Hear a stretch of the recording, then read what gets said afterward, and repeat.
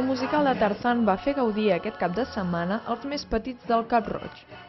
Durant 90 minuts el públic va gaudir d'aquesta broma selvàtica, on van poder viure grans aventures al costat de l'home de la selva. Que els meus cosins em van convidar a veure una obra de teatre a Cap-roig.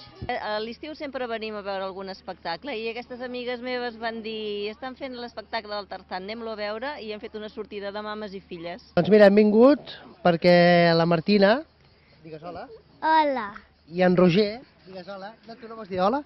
Pues res, tenien ganes de venir a veure aquest musical i res, ens feia molta gràcia venir aquí a Cap-roig perquè és un lloc, un indret molt xulo. Amb la família i uns amics. Bueno, sí, a mi m'agraden molt els animals. Tarzan. La monachita.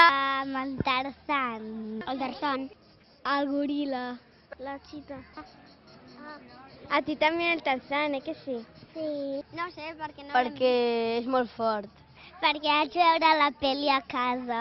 El demoni ja xoca en arbre. Va amb cordes, salta pels arbres, no sé. Han donat unes màscares que han dit que les tindrem que utilitzar i a veure què farem.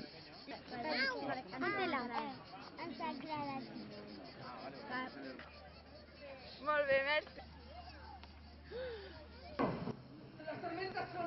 Un teatre amable que fa ús de l'humor i del ball, i on a través de les cançons s'aconsegueix que l'espectador s'apropi d'una forma simpàtica al mite de la selva i als personatges que formen part del món de Tarzan. Ha sigut molt divertit i ha valgut la pena venir aquí. Bé, molt bé.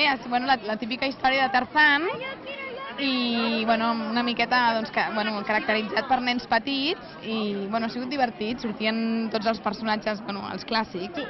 Un musical on des dels més petits fins als més grans durant 90 minuts han entrat en una selva màgica i sobretot musical.